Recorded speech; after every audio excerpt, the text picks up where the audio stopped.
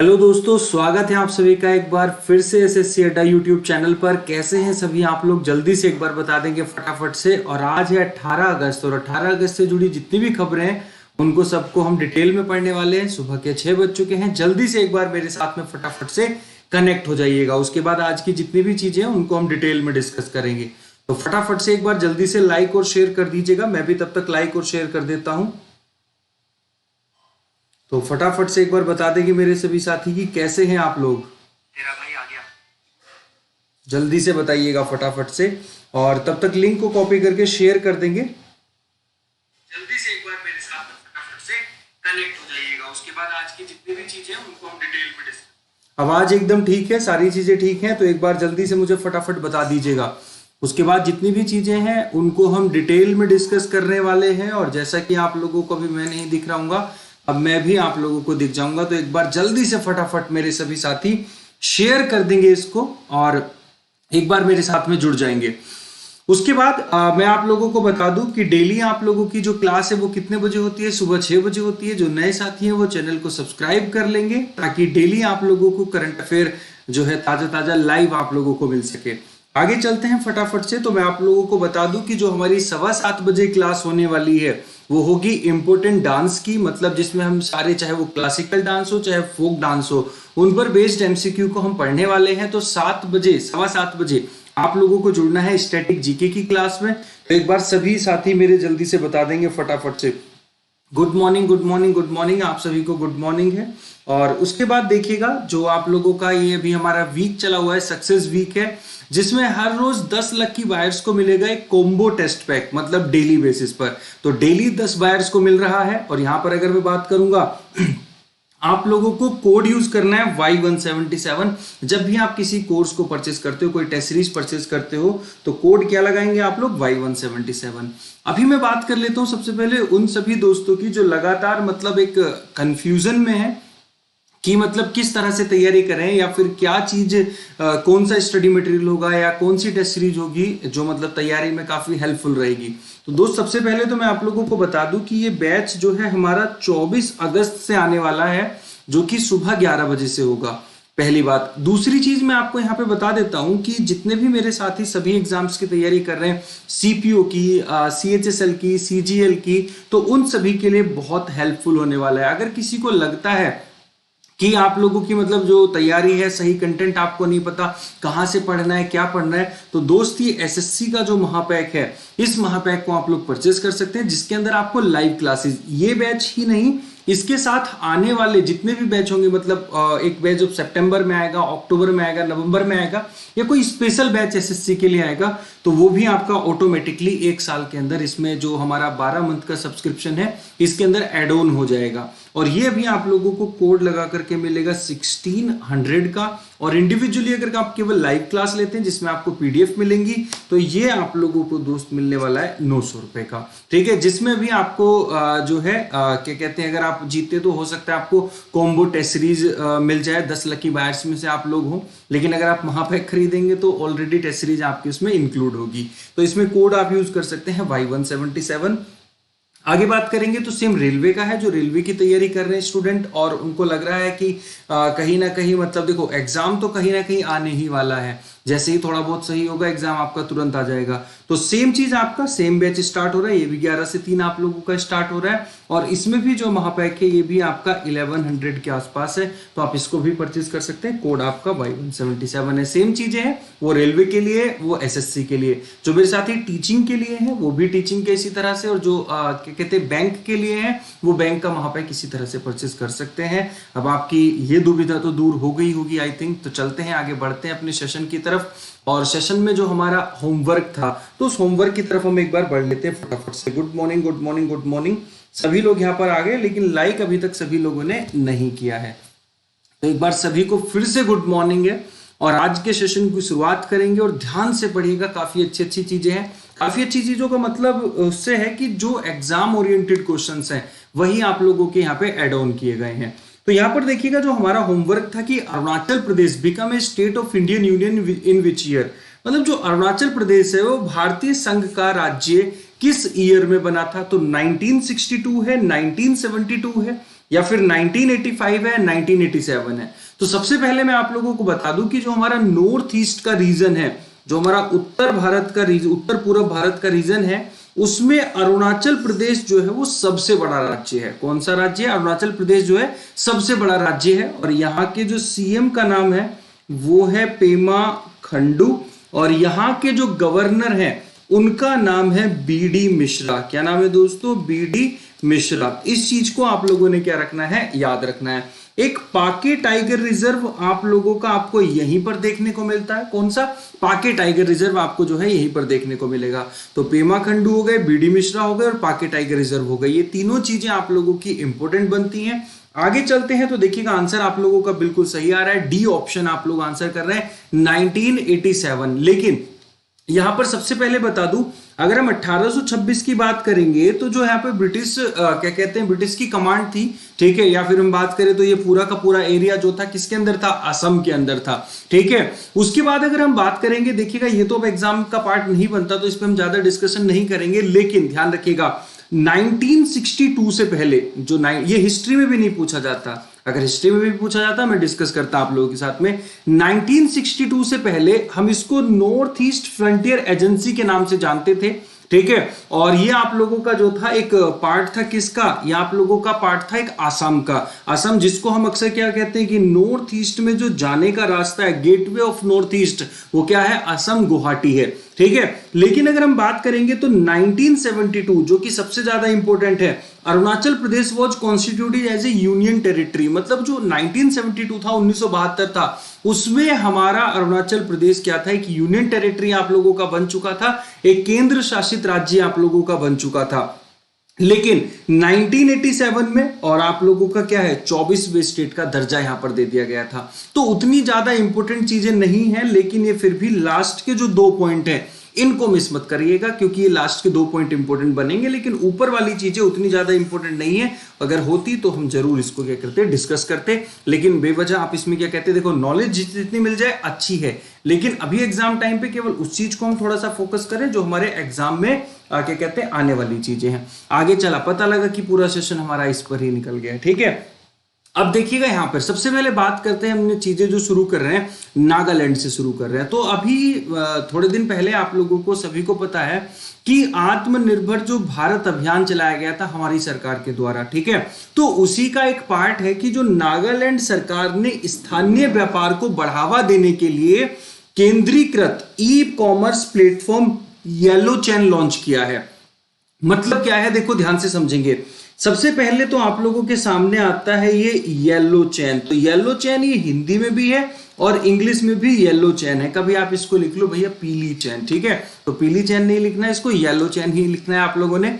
तो येलो चैन क्या है? आप लोगों का जो लोकल बिजनेस है किसी भी स्टेट, जैसे अगर मैं यहां पर नागालैंड की हम बात कर रहे हैं तो नागालैंड की हम ले लेंगे, तो नागालैंड का जो लोकल बिजनेस है, जैसे लोकल चीजें होती है ना आप लोगों की, तो आपको लोकल टू ग्लोबल बढ़ने के लिए उन्होंने क्या करा है कि एक पहचान देने के लिए और चीजों को सेंट्रलाइज करने के लिए जो नागालैंड के सीएम है आप लोगों के सामने दिख रहे हैं, उन्होंने एक येलो चैन नाम का एक पोर्टल है लोकल बिजनेस को प्रमोट करने के लिए इसको लॉन्च किया है। मतलब कोई भी पर्सन है, जैसे आप हैं, तो आप क्या काम करेंगे यहां पर? अपना कोई भी बिजनेस जैसे आप लोगों ने स्टार्ट किया है, तो बिजनेस स्टार्ट करने के बाद आप इस प्लेटफॉर्म पर क्या करवा देंगे? उसको रजिस्टर करवा देंगे, ताकि उसकी पहचान बढ़े, सभी लोग उसको क्या करें? जान जाए। और जब सभी एक प्लेटफॉर्म पर आ जाएंगे, अभी क्या है कि अभी जैसे सपोज आपका कोई दूसरे क्या कहते हैं डिस्ट्रिक्ट में कोई चीज हो रही है, तो पता ही नहीं चल रहा आपको कि कुछ हो रहा है कि नहीं हो रहा। जब एक ही प्लेटफॉर्म पर सारा का सारा कुछ रजिस्टर्ड हो जाएगा तो सबको पता लगेगा, और सबको पता लगेगा तो ऑटोमेटिकली क्या है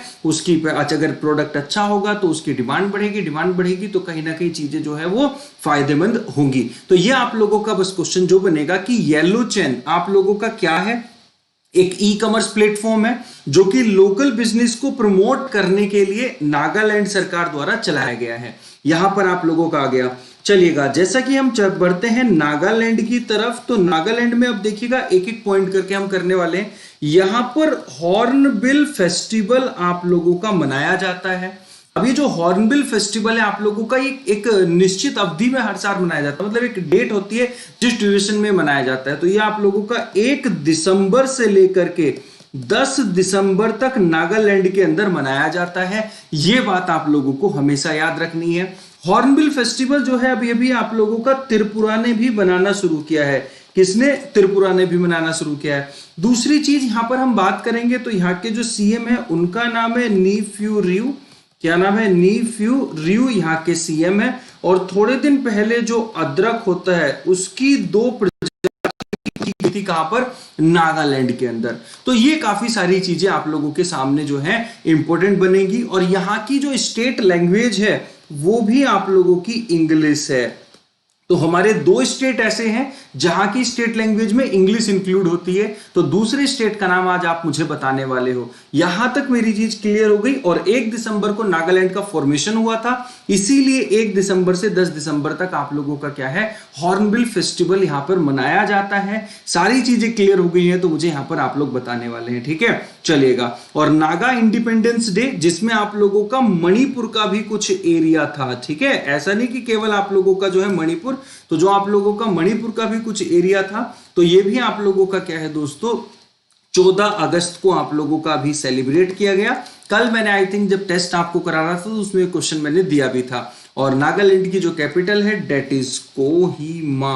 क्या है दोस्तों? कोहिमा है। तो ये सारी चीजें आप लोगों को यहाँ पे याद रखनी है। आगे चलते हैं फटाफट से। आवाज क्लियर है, सारी चीजें क्लियर हैं, तो एक बार थम्स अप तो हो जाए दोस्तों और लाइक भी हो जाए। तो एक बार फटाफट से ना सभी मेरे दोस्त यहाँ पर क्या कर देंगे? लाइक कर देंगे। और उसके बाद आज की चीजों को हम यहाँ पर क्या करने वाले हैं? पढ़ने वाले हैं। 1 दिसंबर से 10 दिसंबर हमेशा आप लोग क्या रखिएगा? याद रखिएगा, ठीक है? तो यहाँ पर अरुणाचल प्रदेश और Nagaland both are English language. Very good MM Mishra ji. और जो नए साथी जुड़े हैं उनको मैं बता दूं कि डेली सुबह 6 बजे आप लोगों को क्या आना है? लाइव आना है, ठीक है? उसके बाद हम बात करेंगे, देखो आवाज तो बढ़िया आ रही होगी ना, तो ईयर हेडफोन का काम ही खत्म कर दिया, ठीक है? डायरेक्टली आवाज आप लोगों को आ रही होगी अब, ओके? चलेगा। उसके बाद हम यहां पर बात करने वाले हैं, तो देखिएगा 2-3 चीजें और हैं। एक डिजिटल अपनाए, जैसे थोड़े दिन पहले एक डिजिटल चौपाल चला था, वैसे एक डिजिटल अपनाए कैंपेन आप लोगों का चला हुआ है। ये बेसिकली क्या है? डिजिटल बैंकिंग को बढ़ावा देने के लिए है। और इसको लॉन्च किया है किसने? पंजाब नेशनल बैंक ने। Punjab national bank launched digital Apnaye campaign to encourage digital banking. स्वतंत्रता दिवस पर पंजाब नेशनल बैंक ने डिजिटल बैंकिंग अभियान डिजिटल अपनाए चलाया। तो यहां पर 2-3 चीजें आप लोगों को देखने को मिलेंगी। सबसे पहले डिजिटल अपनाए किसने चलाया है? ये चलाया है पंजाब नेशनल बैंक ने, ओके? और ये किस लिए है? जो डिजिटल बैंकिंग है आप लोगों की उसको बढ़ावा देने के लिए। तो यहां तक तो मेरी बात आप लोगों को क्लियर हो गई होगी। अभी जब बैंकों की मर्जिंग हुई थी तो इस मर्जिंग में पंजाब नेशनल बैंक में कौन से 2 बैंक मर्ज हुए थे? तो एक तो आप लोगों का है OBC oriental bank of commerce, और एक है यूनाइटेड बैंक ऑफ इंडिया। तो दोनों बैंकों की इसके अंदर मर्ज हो गई। अच्छा, इसके फाउंडर के तौर पर नाम आता है लाला लाजपत राय का। किसका नाम आता है? लाला लाजपत राय का। ध्यान रखेंगे।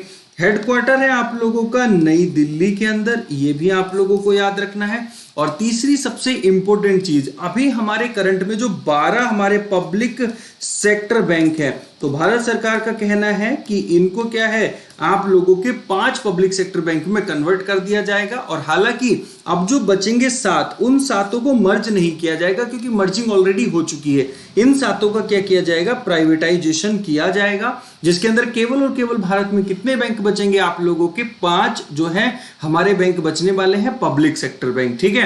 अब यहां पर 2-3 चीजें और निकल करके आती हैं आप लोगों के सामने। क्या कि जब बैंकों का नेशनलाइजेशन, सबसे पहले जब बैंकों का नेशनलाइजेशन हुआ था तो बैंकिंग रेगुलेशन एक्ट 1949 के तहत आप लोगों का कब हुआ था? जुलाई 1969 में। तो ये हमेशा पूछा जाता है कि जब बैंकों का नेशनलाइजेशन हुआ था तो कि आप लोगों का कब हुआ था? तो जुलाई 1969 या 19 जुलाई 1969 को आप लोगों के 14 बैंकों का नेशनलाइजेशन या राष्ट्रीयकरण हुआ था, याद रखेंगे, ठीक है? इसी तरह से हमारे बहुत सारे कैंपेन चलाए गए। अगर हम बात करेंगे, एक डिजिटल चौपाल आप लोगों का चलाया गया। क्या है?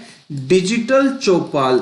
तो डिजिटल चौपाल जो कैंपेन है ना आप लोगों का, इसको चलाने वाला कोई और नहीं, आपका अपना कौन है? नाबार्ड है। और नाबार्ड की फुल फॉर्म आप सभी लोग जानते हैं, national bank for agriculture and rural development, that is NABARD. NABARD जिसने अपनी 39th एनिवर्सरी पर या 39th फाउंडेशन डे पर अपना क्या कहते हैं, नाबार्ड ने डिजिटल चौपाल को चलाया था। और चिंताला राजुला क्या है, इसके चेयरपर्सन है। ये भी आप लोगों को यहाँ पे क्लियर होगा, ठीक है। तो यहाँ पर जल्दी से उसके बाद आगे बढ़ेंगे फटाफट से। तो यहाँ पर कुछ और कैंपेन है आप लोगों के।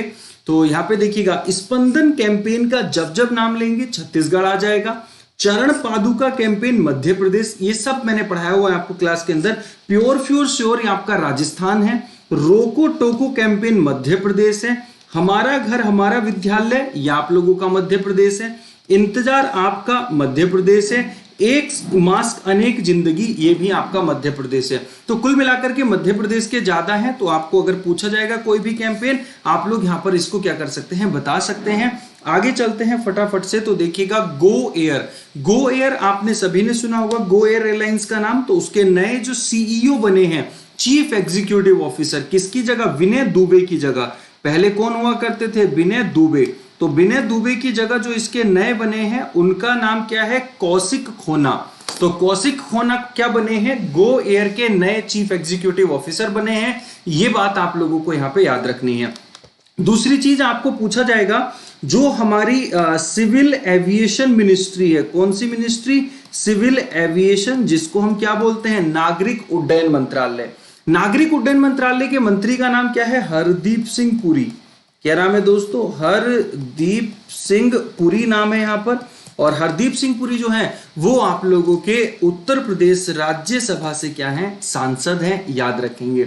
उत्तर प्रदेश लोकसभा राज्यसभा का जब भी नाम आएगा तो यहाँ पर 80 सीटें हैं उत्तर प्रदेश लोकसभा में और 31 सीटें हैं उत्तर प्रदेश राज्यसभा में, जो कि किसी भी अन्य राज्य की तुलना में सबसे ज्यादा हैं। और जब राज्यसभा ज्यादा है तो ऑटोमेटिकली विधानसभा भी यहाँ पर सबसे ज्यादा होंगी, जो कि आप लोगों की 404 है। ओके, तो ये आप लोगों का यहाँ पे काफी इंपोर्टेंट बन जाएगा, बहुत बढ़िया, शानदार, ठीक है। तो ये कौशिक कोना है, एक वन लाइनर के तौर पे आप इसको क्या रखने वाले हो? याद रखने वाले हो। सारी चीजें क्लियर हो रही हैं। अच्छा, 2-3 चीजें यहाँ पे बनेंगे। अभी किसानों के लिए जैसे किसान रेल चलाई गई है, तो वैसे ही जो हमारा सिविल एविएशन मिनिस्ट्री है वो किसानों के लिए जो एक उड़ान स्कीम के तहत चलाने वाली है, तो उसको क्या बोलेंगे? किसान उड़ान, कृषि उड़ान, ठीक है।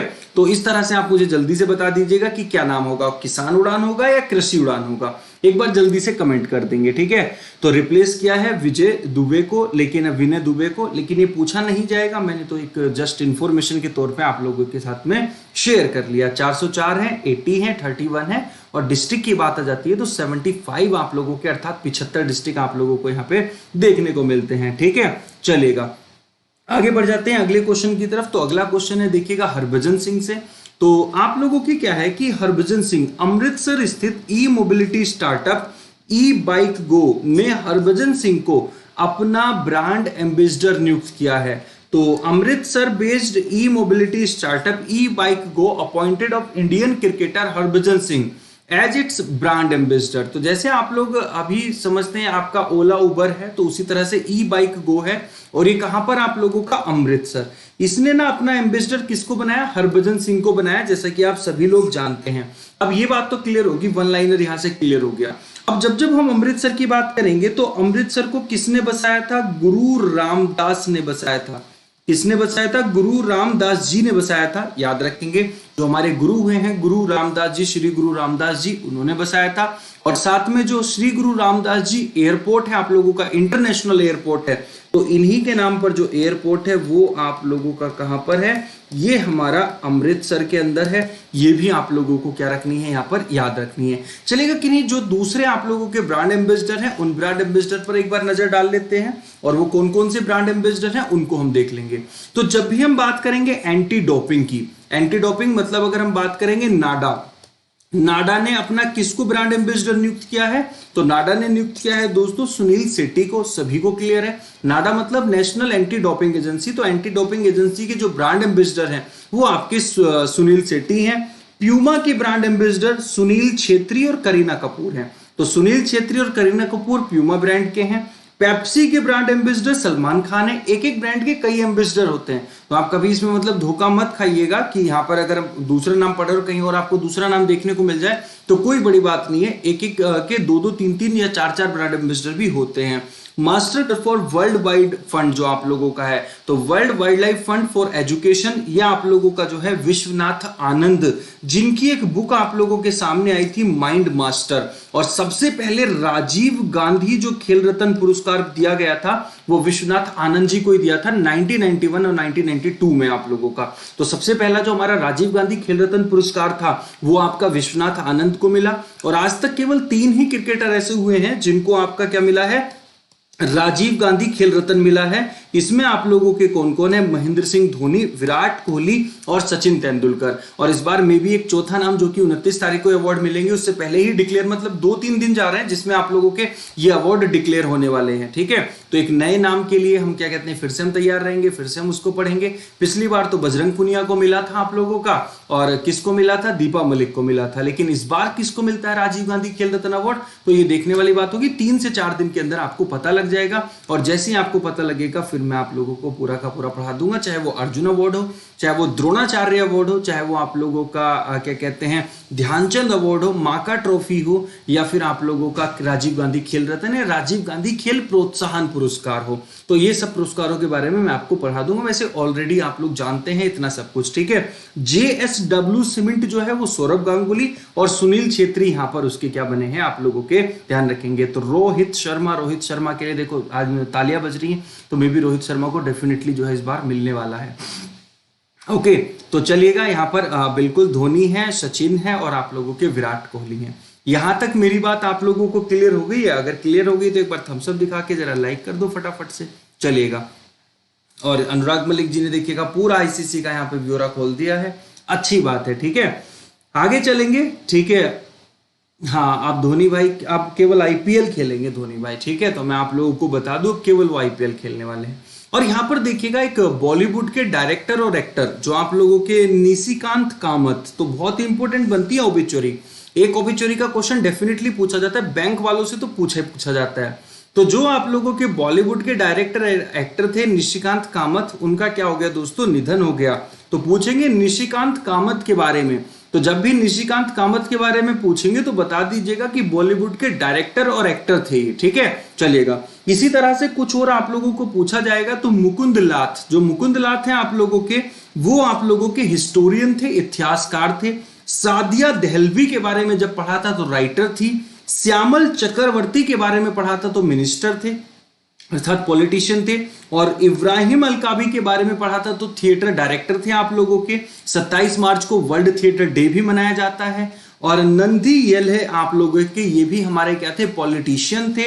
और श्रेया एलन ग्रू जो आप लोगों की थी वो नॉवलिस्ट थी, अर्थात राइटर थी, और पुलित्जर पुरस्कार भी उनको मिला था। और जो कमला रेसलर थे कहाँ के आप लोगों के, यूएसए के। तो ये सारी चीजें आई थिंक ये वाली ओबिचुरी आपको याद हो गई होंगी। इस महीने तो काफी ओबिचुरी हमने एक तरीके से याद भी की है। ठीक है, चलेगा। उसके बाद हम बात करेंगे तो दोस्तों यहाँ पर देखिएगा काफी इंपॉर्टेंट न्यूज आप लोगों के सामने आ रही है। ठीक है, अब ये इस न्यूज से ना बहुत सारी न्यूज निकलेंगी जो हमारा बनेगा। तो ये सबको पता था कि 74th इंडिपेंडेंस डे है इस बार हमारा। तो 74th इंडिपेंडेंस डे 15 अगस्त 2020 आप लोगों का। और इस बार 7वीं बार लगातार नरेंद्र मोदी जी की स्पीच थी, मतलब जो 7 बार लगातार नरेंद्र मोदी जी ने स्पीच दी है, अब तो उनकी 7वीं बार थी, तो ये भी आप लोगों को याद रखना है।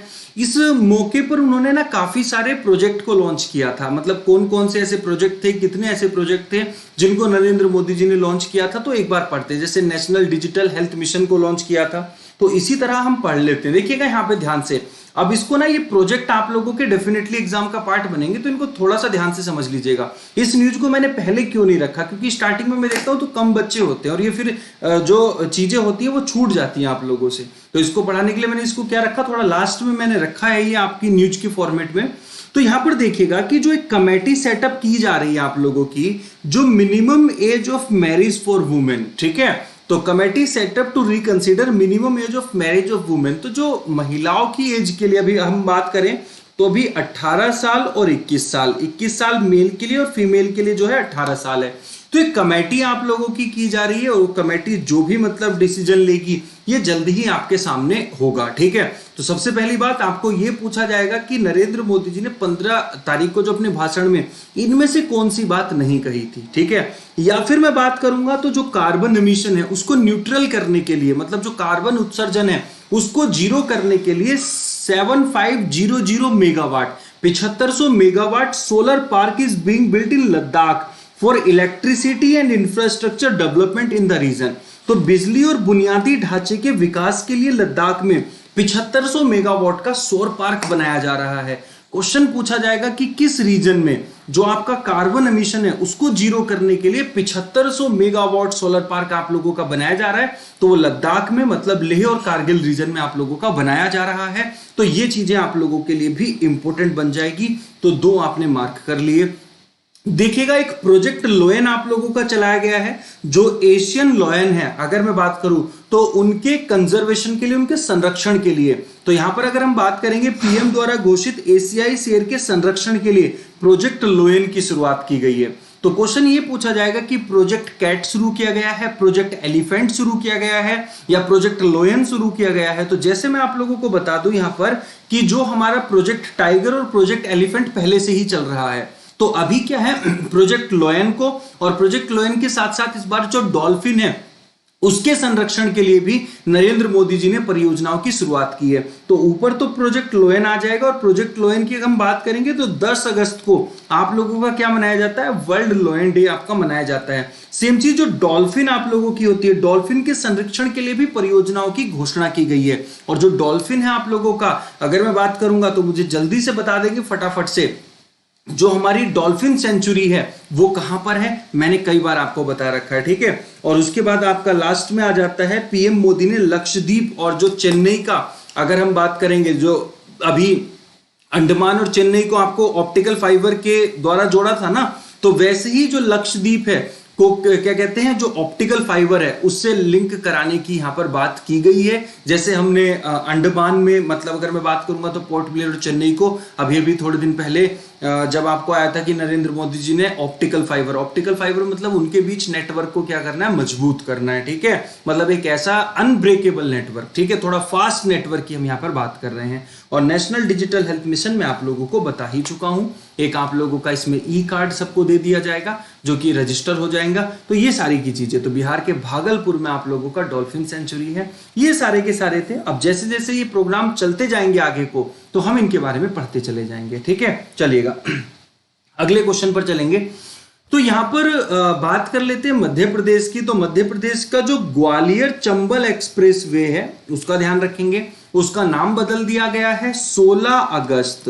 तो 16 अगस्त को जब हमारे अटल बिहारी वाजपेयी फॉर्मर जो हमारे प्राइम मिनिस्टर थे, उनकी जो 2nd डेथ एनिवर्सरी थी, तो उसके बाद जो आप लोगों का ग्वालियर चंबल एक्सप्रेस वे है उसको अटल बिहारी वाजपेयी चंबल प्रोग्रेस वे के नाम से कर दिया गया है। जैसे अहमदाबाद में 2 ब्रिज, एक आप लोगों का अरुण जेटली जी के नाम पर और एक सुषमा स्वराज जी के नाम पर कर दिया गया है, वैसे ही जो ग्वालियर चंबल एक्सप्रेस वे है उसका नाम अटल बिहारी वाजपेयी चंबल प्रोग्रेसिव वे आप लोगों का कर दिया गया है। ध्यान रखेंगे, एक वन लाइनर के तौर पे आप लोगों का यहाँ पे क्वेश्चन बन जाएगा।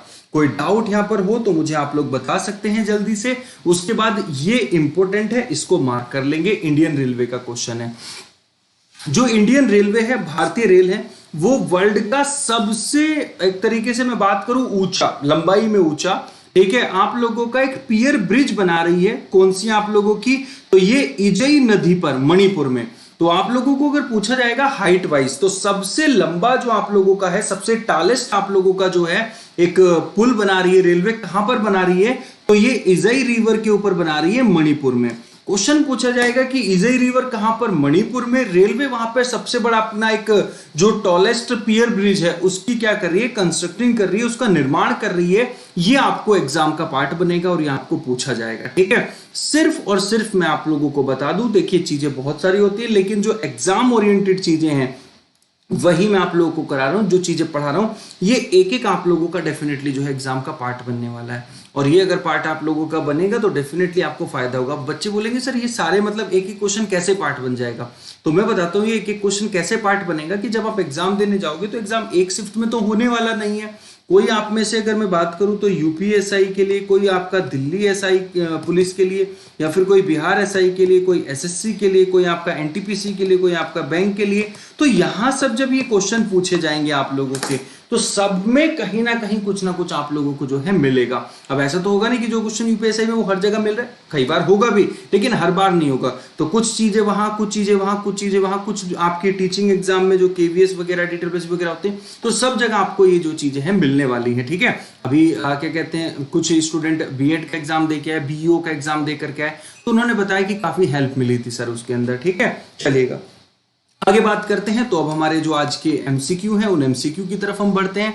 यहां तक चीजें अगर आपकी क्लियर हो गई हैं तो मुझे बताएंगे। एक शायद ये आप लोगों की नई रिवर आपको पता लगी हो, तो एक बार फटाफट से ना इसको लाइक कर देंगे, शेयर कर देंगे, और उसके बाद जितने भी आज के क्वेश्चंस हैं उनको हम यहाँ पर क्या पढ़ने वाले हैं, फटाफट से पढ़ने वाले हैं। ठीक है, तो यहां पर जो आप लोगों का जो मतलब हाँ, जो स्टेट पीसीएस वगैरह भी कर रहे हैं वहां पे भी डेफिनेटली आप देखिएगा, पेपर उठा के देखिएगा पिछली बार का, और इस बार का भी जब आएगा तो तब देखना, डेफिनेटली आपको फायदा मिलेगा। स्पेनिश फॉर्मूला 1 ग्रैंड प्रिक्स के विनर का नाम बता दीजिएगा। तो जो 16 अगस्त को अभी आपकी हुई थी, आपको डेट याद नहीं रखनी है, तो इसके विनर आप लोगों के Lewis Hamilton, Valtteri Bottas, Max Verstappen या चार्ल्स लेक्रेक थे। जल्दी से यहां पर फटाफट से नाम बता दीजिएगा। तो यहां पर जो नाम आप लोगों के लिए निकल करके आएगा वो किस चीज का नाम निकल करके आएगा, आप लोगों के सामने लुइस हैमिल्टन का निकल करके आएगा, और ये आप लोगों के ब्रिटेन या ग्रेट ब्रिटेन से आप लोगों के बिलोंग करते हैं, इसको ध्यान रखनी है। तो यहां पर आप लोगों का हो गया। अब हम क्या कर रहे हैं कि कुछ भी ना छोड़ते नहीं चलेंगे। अब आप लोग क्या काम करते हो कि आगे पढ़ते जाते हो, पीछे भूलते जाते हो, तो ऐसा होने नहीं दूंगा। जितनी भी अभी तक 6 की 6 हैं सारी यहां पर लिख रखी हैं, तो जल्दी से बता दीजिएगा कि ऑस्ट्रियन ग्रैंड प्रिक्स जो है वो वल्टारी बोटास ने जीती थी। और वल्टारी बोटास की अगर कंट्री आपसे पूछने लगे तो आप लोग जस्ट बता दोगे फिनलैंड है, और इनकी टीम या इनकी कार आपसे पूछने लगे तो मर्सिडीज है, तो मर्सिडीज इनकी टीम है, फिनलैंड इनकी कंट्री है। स्टाइरिन ग्रैंड प्रिक्स को लुइस हैमिल्टन ने, ये भी मर्सिडीज है और ग्रेट ब्रिटेन है, तो जो लुइस हैमिल्टन है वो ग्रेट ब्रिटेन है, वल्टारी बोटास जो है आप लोगों के वो फिनलैंड के हैं। और उसके बाद आप लोगों का आ जाएगा हंगेरियन, तो ये भी लुइस हैमिल्टन है। British grand prix Lewis Hamilton है। 70th एनिवर्सरी ग्रैंड प्रिक्स, तो इसको जीता है मैक्स वर्स्टैपन, जो कि रेड बुल और नीदरलैंड आप लोगों का यहाँ पे क्या बन जाएगा, उनकी कंट्री बन जाएगी। और ये जो स्पेनिश ग्रैंड प्रिक्स है ये भी लुइस हैमिल्टन ने जीती है। तो मेरा क्वेश्चन है आप लोगों से, मैक्स वर्स्टैपन कौन सी कंट्री के हैं बता दीजिएगा एक बार, या वल्टारी बोटास कौन सी कंट्री के हैं। ठीक है, तो यहाँ पर आप लोगों का ये आंसर बन जाएगा, और ये काफी इंपॉर्टेंट है आप लोगों के 6 के 6, इनको कर लीजिएगा, एक ना एक एग्जाम का पार्ट जरूर बनेगी। आगे चलते हैं फटाफट से। ठीक है, हाँ बिल्कुल बिल्कुल प्रिय तिवारी जी, उसके लिए मैं रिवीजन सेशन लेकर के आता हूं आप लोगों के लिए। आज शाम को 4:30 बजे कंप्यूटर की क्लास भी है, तो वहां भी आप लोगों को क्या है, आना है। ठीक है, हेलेंसिंकी कैपिटल है किसकी, फिनलैंड की, और आप लोगों के नीदरलैंड की कैपिटल क्या है, एम्स्टरडैम है। सभी लोगों को यहाँ पे पूरी जानकारी है। ठीक है सर जी, लुइस ही क्यों जीता था। ठीक है, हाँ जी, जगमोहन मीना बहुत अच्छा क्वेश्चन पूछेगा। अगर जगमोहन जी जब आपका क्या कहते हैं सिलेक्शन हो जाएगा, तो कोई अगर ये पूछे भाई जगमोहन तेरा ही क्यों हुआ यार, हमारा क्यों नहीं हुआ, तो आप क्या बोलोगे, मेहनत की थी भाई सही चीजों पर। ठीक है, तो मेहनत की थी सही चीजों पर, तो मेहनत कर रहे हैं सही जगह तरीके के साथ में, तो इसलिए लुइस हैमिल्टन। पिछली बार भी 12-13 इन्हीं के नाम थी, 21-22 में से 11 इन्हीं के नाम पे थी, सॉरी। ठीक है, चलेगा आगे बढ़ते हैं फटाफट। सभी लोग आंसर नहीं कर रहे हैं, और आंसर सबको करना चाहिए यहाँ पर। Which company is the official sponsor of Indian team for the Tokyo Olympic, कौन सी कंपनी टोक्यो ओलंपिक के लिए भारतीय टीम का आधिकारिक प्रायोजक है। तो भारतीय टीम का जो आधिकारिक प्रायोजक है कहां के लिए, ओलंपिक के लिए, वो आईएनएक्स ग्रुप है, पेटीएम है, अमेजन है या फिर जियो है। तो यहां पर आप लोगों का जो आंसर बन जाएगा आईएनएक्स ग्रुप है हमारा क्या, भारतीय टीम का आधिकारिक प्रायोजक। पेटीएम की बात करेंगे तो पेटीएम जो हमारा फाउंड हुआ था, अगर उसके बारे में बोला जाएगा तो ये 2010 में हुआ था। और यहां पर आप लोगों के कौन है, विजय शेखर शर्मा, यहां पर हमारे क्या है दोस्तों, इसके फाउंडर हैं, और नोएडा के अंदर इसका हेडक्वार्टर है, पता है। लेकिन यहां पर मैं बताने जा रहा हूं कि 2019 से लेकर के 2023 तक जो बीसीसीआई है, तो बीसीसीआई का जो आधिकारिक स्पॉन्सर है कहां पर, इंडिया के अंदर। जैसे आप लोग कई बार इंडिया के अंदर मैच देखोगे तो स्टंप देखोगे या फिर होर्डिंग्स देखोगे, तो उस पर क्या मिलता है, पेटीएम मिलता है। तो बीसीसीआई का इंडिया के अंदर 5 सालों के लिए जो आधिकारिक तौर पर प्रायोजक है, ठीक है, जो स्पॉन्सरशिप है, टाइटल स्पॉन्सरशिप है, वो आपकी पेटीएम को मिली हुई है। ये जो अमेजन है ना दोस्तों, तो अमेजन ने अपना क्या काम किया है, जो अमेजन के जेफ बेजोस हैं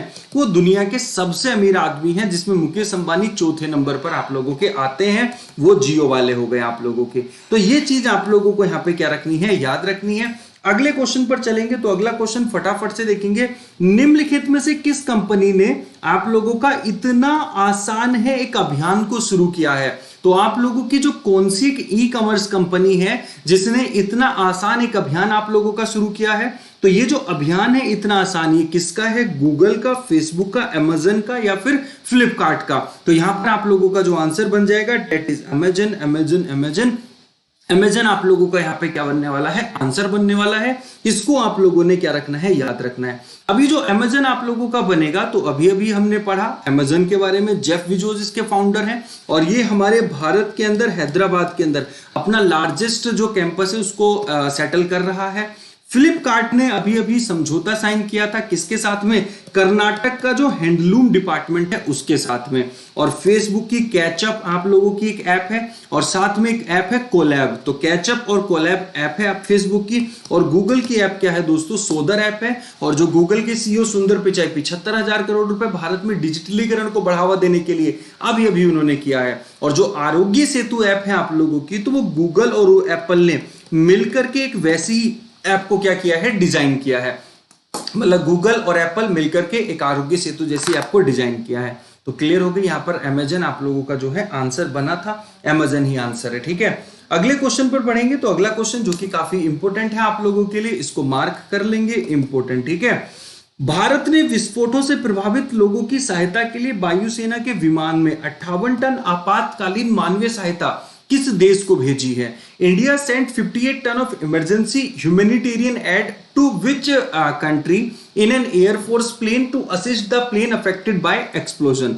तो यहां पर सबसे पहले मैं आप लोगों को देखो, एक वर्ड यहां पर आया है मानव, जो मानवता को लेकर के ना आप लोगों का या फिर ह्यूमैनिटेरियन को लेकर के। तो पहले तो इसका आंसर मैं आप लोगों को बता दूं, यहां पर आंसर तो लेबनान बन गया, चलिएगा।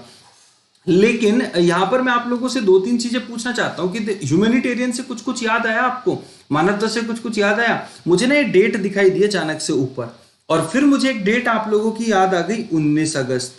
तो अगर कोई आपसे पूछेगा कि वर्ल्ड ह्यूमैनिटेरियन डे कब मनाया जाता है या विश्व मानवता दिवस कब मनाया जाता है, तो ये आप लोगों का 19 अगस्त आ जाएगा। इसको आप लोगों ने क्या रखना है, याद रखना है। उसके बाद अगर हम बात करेंगे तो लेबनान के जो बेरूत में धमाके हुए थे, तो वहां पर आप लोगों का जो मतलब एक इमरजेंसी हेल्प के लिए जो हमारी इंडियन एयरफोर्स है, क्या है, इंडियन एयरफोर्स है, उसका एक प्लेन गया था जिसमें 58 टन इमरजेंसी जो ह्यूमैनिटेरियन मतलब खाने पीने की चीजें थी वो बेसिकली वहां पर उनको पहुंचाई गई थी। ठीक है, पैकेट के माध्यम से। तो इंडियन एयरफोर्स, और इंडियन एयरफोर्स के बारे में सभी लोग हम जानते हैं। हम 36 राफेल किससे ले रहे हैं, हम 36 राफेल ले रहे हैं फ्रांस से। और हम जो हमर मिसाइल है आप लोगों की, वो भी हम फ्रांस से ले रहे हैं, जिसमें हमने जो अभी अभी थोड़े दिन पहले 5 राफेल को रिसीव किया था अपने कहां पर, जो हमारा अंबाला है। ठीक है, तो जो हमारा अंबाला एयरपोर्ट स्टेशन है वहां पर हमने 5 राफेल को रिसीव किया था। ठीक है, उसके बाद अगर हम बात करेंगे मालदीव की, तो जो मालदीव है हमारा, तो मालदीव की कैपिटल है माले। वहां पर हमारा एक अड्डू शहर को विकसित करने का एग्रीमेंट है, वहां पे 5 आइलैंड को हम विकसित कर रहे हैं। मॉरिशस में सुप्रीम कोर्ट का एक वर्चुअली इनॉग्रेशन किया है प्रधानमंत्री नरेंद्र मोदी और प्रवीण जगन्नाथ ने मिलकर के। और प्रवीण जगन्नाथ क्या थे, हमारे जो भारतीय प्रवासी दिवस था आप लोगों का 2019 वाला, क्योंकि हर 2 साल में एक बार मनाया जाता है, तो 2020 में तो मनाया नहीं गया, तो 2019 में जो मनाया गया था आप लोगों का, ठीक है, तो वो आप लोगों का उसमें हमारे चीफ गेस्ट के तौर पे भी थे। और ताइवान के बारे में जैसा कि आप सभी लोग अब सुन लीजिएगा, इंपॉर्टेंट बात आप लोगों का। ठीक है, तो ताइवान की देखिएगा कैपिटल क्या है, तेपई है। तो क्या ताइवान एक कंट्री है अलग से सर? तो हाँ सर, जब ताइवान हम नाम सुनते हैं तो हमने तो कंट्री के नाम से ही सुना है। तो दोस्तों जो आप लोगों का चाइना है, अगर मैं चाइना की बात करूंगा तो चाइना का ही पार्ट था ये रिपब्लिक ऑफ चाइना। मतलब चाइना का ही क्या पार्ट था दोस्तों, रिपब्लिक ऑफ चाइना। ये वर्ल्ड वॉर सेकंड के बाद की बात है, जब ये अलग हो गया था। और अलग होने के बाद उसने क्या कहते मतलब एक अलग पार्टी बन गई थी, अलग पार्टी ने एक अलग अपना देश टाइप बना लिया था। तो हमेशा से जो चाइना है ना, वो इस पे भी मतलब उसी तरह से अपना कब्जा बनाना चाहता है जैसे हांगकांग पे चाइना ने जमा लिया है। मतलब चाइना का क्या है कि वो मिलाते जाता है सबको, तो जल्दी ही वो क्या करते हैं, मतलब इसके जो ताइवान होने पर भी क्या कहता है वो कई बार क्या करते हैं, नहीं ये चाइना का पार्ट है, मतलब चाइना जैसी चीजें यहाँ पर चलनी चाहिए। मतलब अगर हम डिटेल में पढ़ेंगे ना बहुत मतलब लंबी कहानी है। तो इन शॉर्ट क्या था मतलब यहाँ पर कि जो अमेरिका है वो इसको कितने दे रहा है, 90 F-16 फाइटर जेट दे रहा है, 90 F-16 फाइटर जेट दे रहा है, ताकि ये चाइना, मतलब चाइना इसको आंखें दिखा रहा है, ठीक है। तो ये क्या है, अमेरिका क्या है कि इसके साथ में पूरी तरह से आ गया है। और यहां पर अगर हम बात करेंगे तो इस टाइम सीधी जो लड़ाई है वो चाइना की और अमेरिका की, क्योंकि इस बात पर चाइना ने अमेरिका को भी धमकी दे दी कि अगर आपने इनको क्या कहते हैं F-16 फाइटर जेट दिए तो आपको गंभीर परिणाम भुगतने पड़ेंगे, ठीक है। ऐसा चाइना ने क्या बोला है, यूएसए को बोला है। अब कुछ स्टूडेंट यहां पर एक कंफ्यूजन में आ रहे होंगे, यहां पर क्या कहते हैं कि भैया हमने तो सर 66 ही पढ़े थे, आप लोगों ने 66 ही पढ़े होंगे ना कि F-16, तो कुछ लोग मुझे बाद में कमेंट भी करेंगे कि सर अभी तो हमने 66 ही पढ़े थे, नहीं तो 90 है। लेकिन बात करूंगा 90 के 90 अभी नहीं है, अभी तो 66 ही है, लेकिन 2026 तक 90 के 90 जो F-16 है वो ताइवान को दे दिए जाएंगे अमेरिका के द्वारा। क्या ये पहली बार दिए जा रहे हैं, सर नहीं, लगभग 100+, एक नंबर एग्जैक्ट मुझे भी याद नहीं है, 100+ नंबर जो है ताइवान को F-16 पहले ही दे चुके थे। और कब की बात है, ये 1992 की बात है, 1992 की बात है, ठीक है। और इस बार WHO में भी क्या कहते हैं एक रिक्वेस्ट की थी अमेरिका ने कि ताइवान को एक अलग से दर्जा दिया जाए, चाइना के साथ उसको कंसीडर ना किया जाए। और ताइवान ने काफी मतलब अगर हम बात करेंगे तो अपनी पहचान भी बनाई है, तेपई इसकी क्या है कैपिटल के तौर पे जानी जाती है। तो रिपब्लिक ऑफ चाइना की जब भी बात आएगी आप लोगों की, तब भी हम क्या बात करेंगे, तब भी हम किसकी बात करेंगे, ताइवान की बात करेंगे। और ये जैसे हमारा मतलब मैं कल से मैप और ऐड कर दूंगा इसके अंदर, क्योंकि बिना मैप की काफी मतलब दिक्कतों का सामना करना पड़ता है आप लोगों को। तो यहां पर जैसे चाइना है ना, तो चाइना के साउथ ईस्ट में आप लोगों का ये ताइवान आपको देखने को मिलता है। ओके चलिएगा, तो ये सारी चीजें थी आप लोगों की, ठीक है। हाँ जी, सुधार देंगे चाइना वालों को तो कोई दिक्कत नहीं। अगले क्वेश्चन की तरफ बढ़ते हैं। जो जल शक्ति मिनिस्टर हैं हमारे गजेंद्र सिंह शेखावत ने किस शहर में स्वच्छ भारत मिशन अकादमी शुरू की है। तो स्वच्छ भारत मिशन जो अकेडमी शुरू की है वो आप लोगों को सबको पता है, नई दिल्ली। अब देखिएगा जब पानी की बात आई है तो पानी में हम बात करेंगे पुणे की, तो पुणे जो है वो आप लोगों की मूथा नदी के किनारे पर है, हैदराबाद आप लोगों की मूसी नदी के किनारे पर है, और बेंगलुरु आप लोगों की दोस्तों ब्रसाभवती नदी के किनारे है। तो बेंगलुरु आ जाएगा ब्रसाभवती, हैदराबाद आ जाएगा मूसी, और पुणे आ जाएगा आपका मूथा। और स्वच्छ भारत मिशन जो आप लोगों का चलाया गया था 2014 में गांधी जयंती पर, और आप लोगों का अगर जल शक्ति मिनिस्टर की बात करेंगे तो इनकी कॉन्स्टिट्यूएंसी बता देंगे गजेंद्र सिंह शेखावत की कहां से है।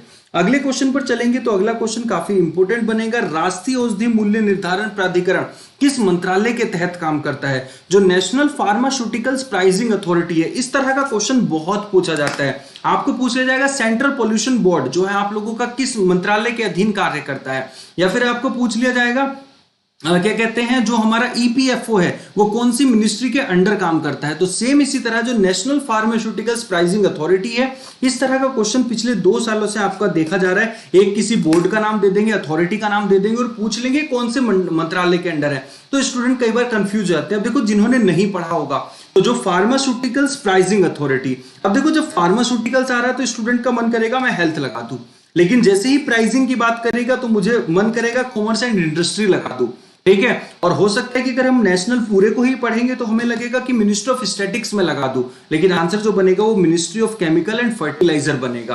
क्यों? क्योंकि अभी जो डीवी सदानंद गौड़ा ने इसको लेकर के क्या किया है आप लोगों का, एक वो प्राइस मॉनिटरिंग जो है आप लोगों की यूनिट लगाने जा रहा है, कहां पर, कर्नाटक के अंदर। तो आप लोगों का जो मिनिस्ट्री ऑफ केमिकल एंड जो फर्टिलाइजर है, रसायन और उर्वरक मंत्री हैं डीवी सदानंद गौड़ा, जिनकी कॉन्स्टिट्यूएंसी बेंगलोर नॉर्थ है। तो उन्हीं की मैं बात कर रहा था, उन्होंने ही क्या करते हैं अभी आप लोगों का क्या है, तो ministry of chemical and fertiliser के अंडर ही आप लोगों का आता है। Health and family welfare Harshvardhan और अश्वनी चौबे हैं।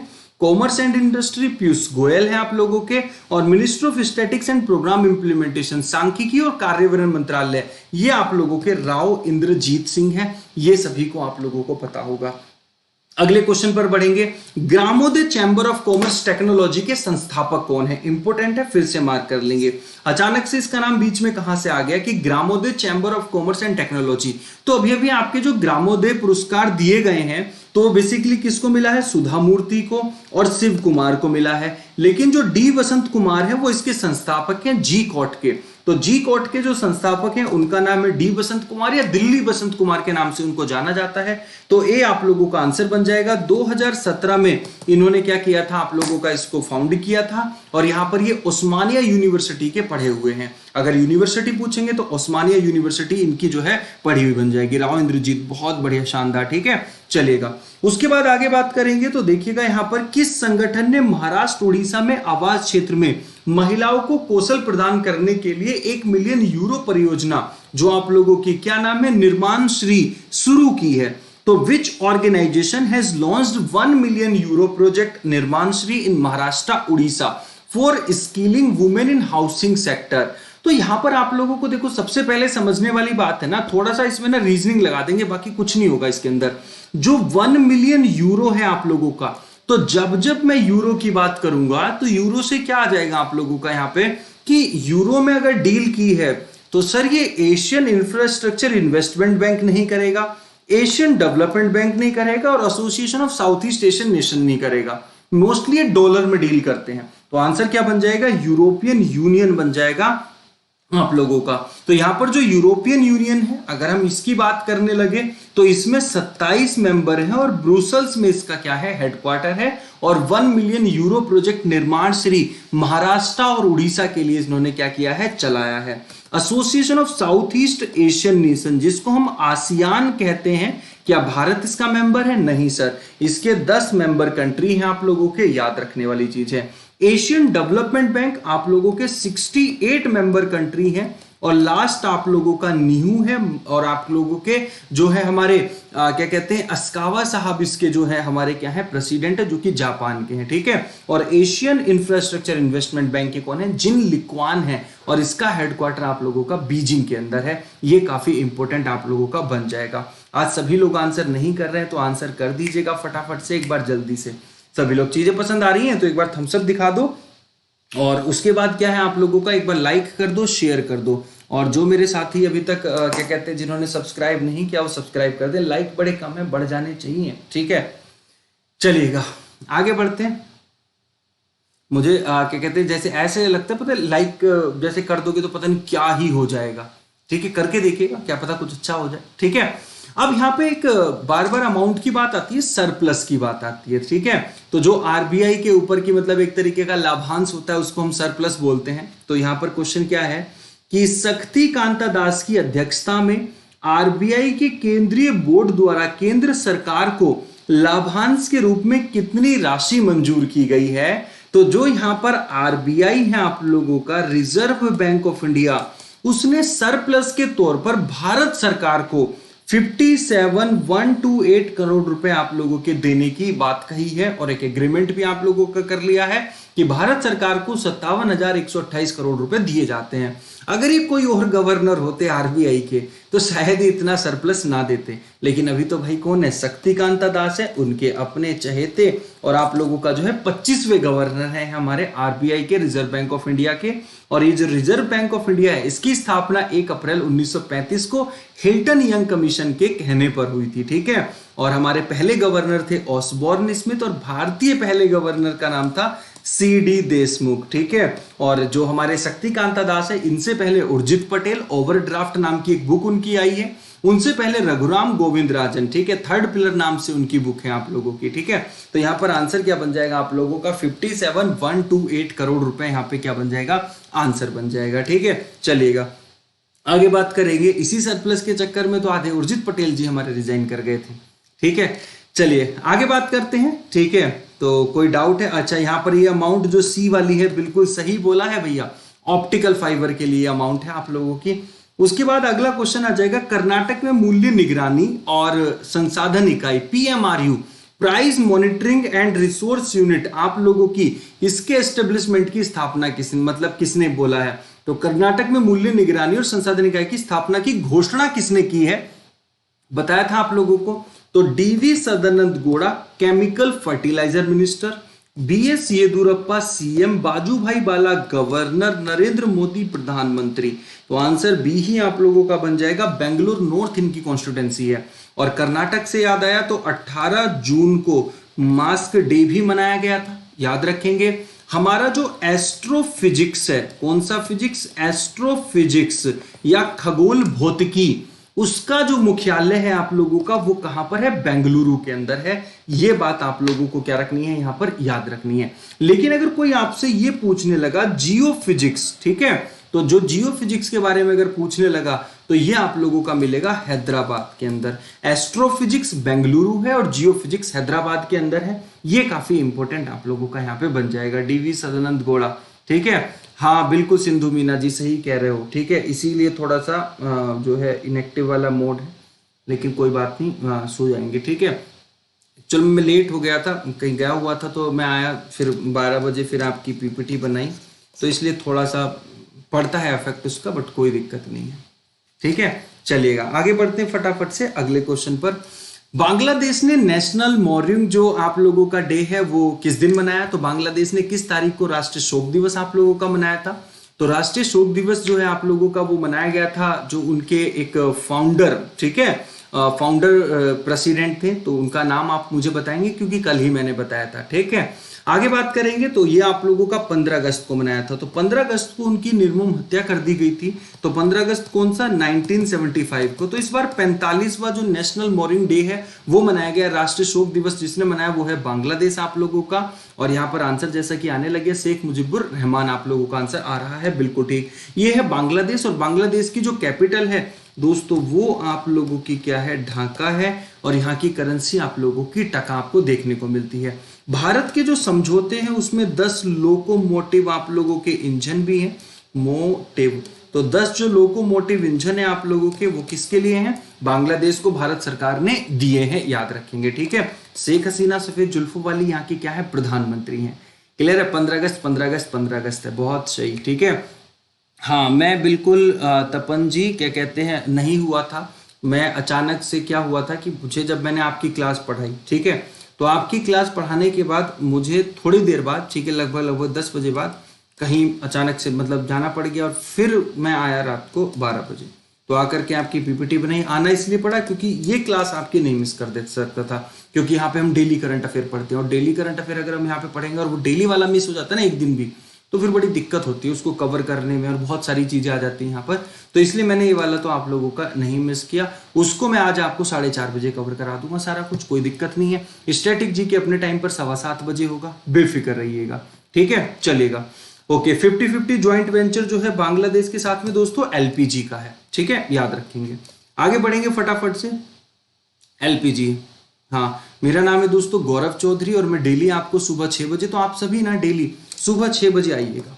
और पूरा मतलब आपको क्या है कि फिर ना तो किसी चीज की रिवीजन की जरूरत है, मैं आपको बता दूं, फिर ना आपको किसी चीज को दोबारा देखने की जरूरत है। आप सुबह 6 बजे आ जाओ, पूरा रिवीजन यहीं पे हो जाएगा, कुछ नहीं पढ़ना, बस इसकी पीपीटी को डाउनलोड करके बाद में उसको एक नजर में देख लिया करना, ठीक है, और कुछ नहीं करना दिन में 2-3 बार। तो आप लोगों को सुबह 6 बजे शार्प आइएगा। आप लेट थोड़ा सा आते हो तो उससे क्या चीजें आधी गड़बड़, आधी छूट जाती है, आधी रह जाती है। तो 6 बजे आओ बिल्कुल शार्प, ठीक है, चलेगा।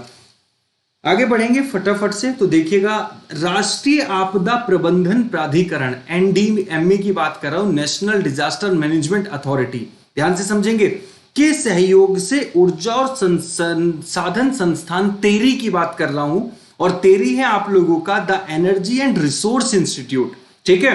तो the energy and resource institute और एनडीएमए के साथ में मिलकर के एक फ्लड अर्ली वार्निंग सिस्टम की शहर में लगाया गया है।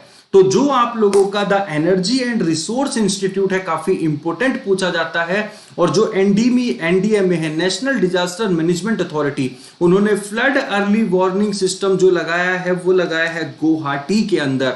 और आप लोगों का जो आंसर बनेगा वो क्या बनेगा? गुवाहाटी। और ये आप लोगों की क्या है? असम की सिटी है, कैपिटल नहीं है, कैपिटल दिसपुर है, ठीक है। और यहां पर आप लोगों का जो गेटवे ऑफ नॉर्थ ईस्ट है, कंप्यूटर में पढ़ाया था गेटवे क्या होता है, तो गेटवे ऑफ नॉर्थ ईस्ट आप लोगों का क्या है? गुवाहाटी। कामाख्या टेम्पल गुवाहाटी में है। और थर्ड खेलो इंडिया जिसमें लॉन बॉल और साइकिलिंग को ऐड किया गया था, वो भी हमारा कहां पर हुआ था दोस्तों? गुवाहाटी के अंदर खेला गया था, ठीक है। पटना गंगा नदी के किनारे पर है, आप लोगों को याद रखना है।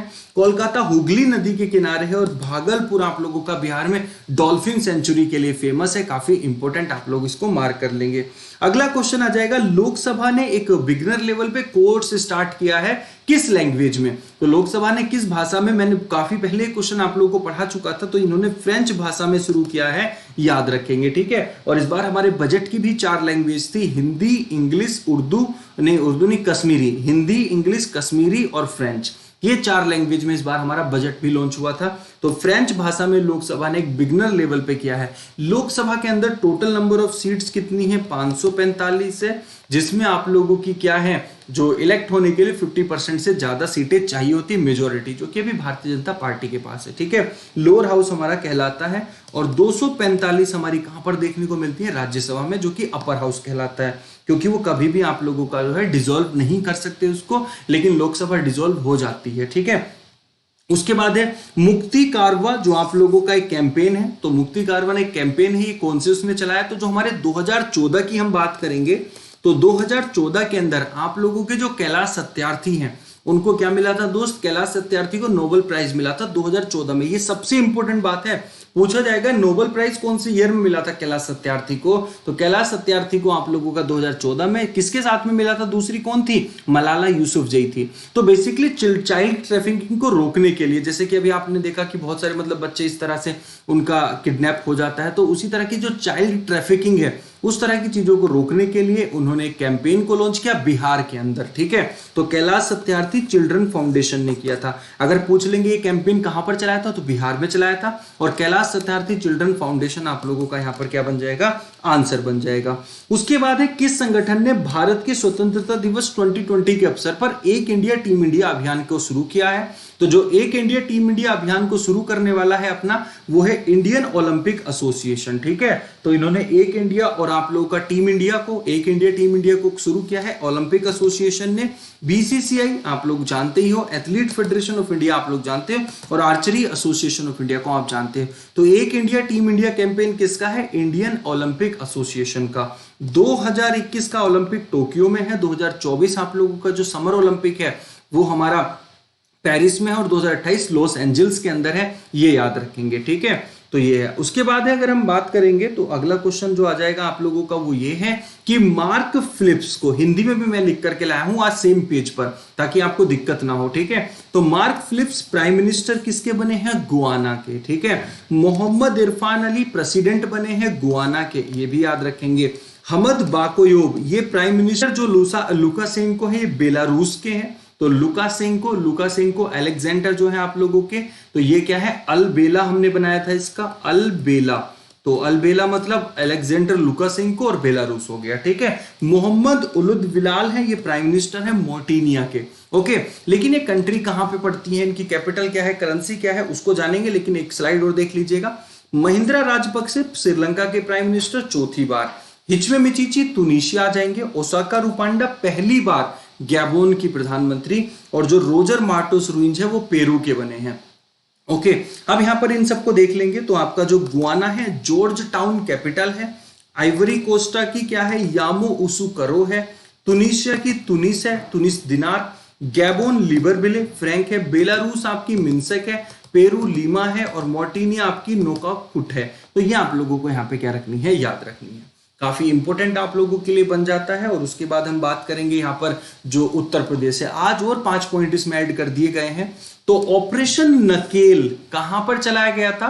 तो ये गाजियाबाद यूपी में ऑटो रिक्शा, ठीक है, ऑटो रिक्शा के लिए, यूनिक नंबर के लिए, जो आप लोगों का क्राइम है उसको कम करने के लिए। तो ऑपरेशन नकेल किससे रिलेट करता है? Uttar Pradesh, Ghaziabad, auto rickshaw, clear है।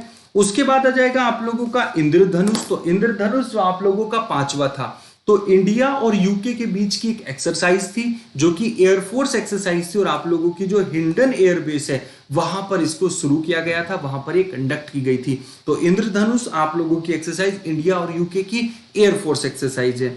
यूपी गवर्नमेंट जो है आप लोगों का, जो गायें होती हैं उनको पालने के लिए मंथली 900 रुपए आप लोगों को देगा। मतलब सपोज ये जो गायें घूम रही है, ठीक है, उनको पालने के लिए 900 रुपए यूपी सरकार देगी मंथली के, ठीक है, अगर उनको कोई पालता है तो। और कौशल सतरंग या फिर बात करूंगा सीएम अप्रेंटिस स्कीम या कौशल या सीएम युवा हब, तो सीएम युवा हब, कौशल सतरंग और आप लोगों की सीएम अप्रेंटिस, ये आप लोगों की जो स्कीमें हैं इस बार बजट में उत्तर प्रदेश के इनको लॉन्च किया गया था। काफी इंपॉर्टेंट स्कीम है आप लोगों की, पूछा जा सकता है सीएम अप्रेंटिस स्कीम कहां से रिलेट करती है, तो बता देंगे उत्तर प्रदेश। कौशल सतरंग उत्तर प्रदेश है, सीएम युवा हब उत्तर प्रदेश है। उत्तर प्रदेश सरकार गाय को पालन के लिए उनको अडॉप्ट करने के लिए कितने रुपए देगी मंथली, 900 रुपए या 30 रुपए रोज, एक बात समझ लेंगे। इंद्रधनुष एक्सरसाइज इंडिया और यूके के बीच में कहां कंडक्ट कराई गई थी, हिंडन एयरबेस पे। ऑपरेशन नकेल कहां, गाजियाबाद में। तो ये इस तरह का क्वेश्चन आप लोगों को यहाँ पे बन जाता है, ठीक है। आप देखोगे ये आज के नए 5 पॉइंट थे। अब हम इनको रिवाइज करते हैं जो कल वाले पॉइंट थे। तो जो मिशन वृक्षारोपण है आप लोगों का, ठीक है, मिशन वृक्षारोपण, ये आप लोगों का उत्तर प्रदेश के मुख्यमंत्री ने 25 करोड़ सैपलिंग्स लगाने के लिए शुरू किया था। एक शुद्ध नाम का जो आप लोगों का क्या है, सैनिटाइजिंग डिवाइस है जो कि आईआईटी कानपुर ने डेवलप की है। तो जैसे रूम वगैरह को स्वच्छ करना है तो शुद्ध नाम की डिवाइस जो है किसने, आप लोगों के उत्तर प्रदेश सरकार ने इसको शुरू किया था, मतलब जो है आईआईटी कानपुर ने, सॉरी। और जो आप लोगों का मोबाइल मास्टर जी है, बच्चों को पढ़ने में हेल्प के लिए, वर्चुअल क्लास में हेल्प के लिए आईआईटी कानपुर आप लोगों का आ जाएगा, ठीक है। नवीन रोजगार छतरी योजना शेड्यूल्ड कास्ट के लिए योगी आदित्यनाथ जी ने लॉन्च की थी। और जो यूपी के सीएम है योगी आदित्यनाथ, उन्होंने बाल श्रमिक योजना शुरू की थी जिसमें 1000 रुपए मेल बालक को और फीमेल बालक को 1200 रुपए दिए जाएंगे, ऐसा उन्होंने कहा था। तो ये आपके 10 पॉइंट हो गए। सभी एक्सरसाइज प्रोवाइड करवा देंगे विकास जी, आप कह रहे हो तो बिल्कुल करा दी जाएंगी। कल वाले सेशन में एक्सरसाइज की एक लिस्ट आ जाएगी। मैं एक्सरसाइज इसलिए प्रोवाइड नहीं करा रहा क्योंकि अभी नई एक्सरसाइज होंगी तो पुरानी जो है वो धूमिल हो जाएंगी, पुरानी पूछी नहीं जाएंगी, तो ये भी कारण था। लेकिन उनके नाम एटलीस्ट मैं करा देता हूं क्योंकि नाम तो चेंज होंगे नहीं, जगह चेंज हो जाएगी, ठीक है। चलिएगा, ये आपका सारी चीज, ठीक है। तो यहाँ पर जल्दी से कान पर देंगे मास्टर जी। देखिए यहाँ पे हेमंत जी कह रहे हैं कान पर देंगे मास्टर जी। भाई मास्टर जी कान पे देंगे, अब मास्टर जी ज्यादा वॉयलेंट नहीं रहे तो बस कान पकड़वा लेंगे मास्टर जी, ठीक है। तो ऐसे कर लीजिएगा, कान पर देंगे मास्टर जी, क्या बात है। अगर मोबाइल चलाओगे तो ऐसे तो बोलेंगे। अच्छा, 23 जो आप लोगों का यूथ फेस्टिवल था वो लखनऊ के अंदर हुआ था, सभी को पता है। और जो मॉडल स्पोर्ट्स विलेज 2 बनाए गए हैं, एक आपका बहादुरपुर है और आपका खेड़ी वीरन है, ठीक है। यूपीएसआरटीसी ने दामिनी ऐप को लॉन्च किया था और 121 एकड़ में अशफाकुल्ला खान के नाम पर जू गवर्नमेंट बना रही है यूपी गवर्नमेंट। और मुख्यमंत्री जो कृषक दुर्घटना बीमा योजना है उसमें 5 लाख रुपए दिए जाते हैं। कल मैं इन 15 का ना, जो ये 15 है और 5 और ऐड करके 20 हो जाएंगी, तो कल ना ये न्यूज नहीं कराऊंगा मैं आप लोगों को, कल इनके एमसीक्यू कराऊंगा इन 20 के ऊपर, ताकि आपको ये पता लग जाए कि वो एमसीक्यू आपको याद है कि नहीं है। तो कल इन पर एमसीक्यू होंगे। उत्तर प्रदेश पर मैं पहले ही बता दूं, उत्तर प्रदेश के करंट अफेयर पर कल आप लोगों के 20 एमसीक्यू में कराने वाला हूं, इन्हीं 20 पर होगा, ओके, ताकि आप लोगों को मुझे लगे कि याद भी हो जाएगा। अगर हाँ करते हो तो एक बार बता दीजिएगा, लाइक कर दीजिएगा ताकि मुझे पता लग जाए कि उसी चीज से, ठीक है। उसके बाद ये उत्तर प्रदेश का मैप है जो कि हमने कल भी पढ़ा था। और यहाँ पर हम जो उत्तर प्रदेश की बेसिक इंफॉर्मेशन है वो सबसे एंड में मैंने दी है। आज टेस्ट नहीं है आप लोगों का, कल वापस टेस्ट ऐड ऑन कर दिया जाएगा। कोई डाउट इसके अंदर हो तो मुझे बता देंगे। और जो गोवा किस वर्ष में भारतीय संघ का राज्य बना था, तो ये आंसर मुझे आप लोग आज होमवर्क में करेंगे 18 अगस्त के होमवर्क के तौर पर। कल का सेशन और काफी चीजें आज जो है आप लोगों की जितनी भी चीजें कराई काफी इंपॉर्टेंट थी, ठीक है, उसको ध्यान में रखेंगे। और कल वापस मिलेंगे अभी 7:15 बजे, मेरे साथ में जुड़ जाएंगे कहां पर, एसएससी अड्डा चैनल पर 7:15 बजे। और जल्दी से चैनल को सब्सक्राइब कर देंगे और फटाफट से पहुंचेंगे डांस करने कहां, एसएससी अड्डा पर। लाइक सब्सक्राइब करेंगे। कैसा रहा तो बताएंगे आप लोग। हाँ जी, 2 वाइस चीफ मिनिस्टर है, मौर्य साहब और दिनेश शर्मा साहब।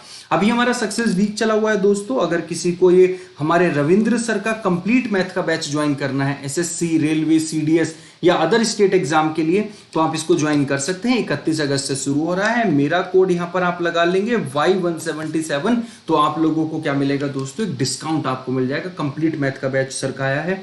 या फिर हम बात करेंगे जो एसएससी है आप लोगों का, उसका फाउंडेशन कोर्स या फिर उसका महापैक आप लोग ले सकते हैं। और मैं रिकमेंड करूंगा आप लोगों के लिए महापैक। अगर आप लोग तैयारी कर रहे हैं बिल्कुल अच्छे से, आप तैयारी नहीं कर रहे तो कोई दिक्कत नहीं, फिर कुछ नहीं लेना। लेकिन अगर आप तैयारी अच्छे से कर रहे हैं तो इस पैक को आप लोग ले सकते हैं। ये 1600 रुपए में आप लोगों को मिल जाएगा। 24 अगस्त से नया बैच शुरू हो रहा है। आने वाले जितने भी बैच एक साल तक वो इसमें शुरू होते रहेंगे। कैसा लगा? पीडीएफ डाउनलोड नहीं कर पा रहे सोनू राठौड़ जी, आप ना मुझे जो दोस्त कमेंट में मुझे कमेंट नहीं करते हैं आप लोग, ठीक है, तो जब कमेंट सेक्शन में कमेंट करिएगा आपकी पीडीएफ डाउनलोड नहीं कर पा रहे, मैं वहां पे आपको लिंक दूंगा तो आप लोग आराम से डाउनलोड कर पाएंगे। ओके, तो कैसा लगा सेशन जल्दी से बता देंगे। सारी चीजें हो गई। ये रेलवे का महापैक है आप लोगों का।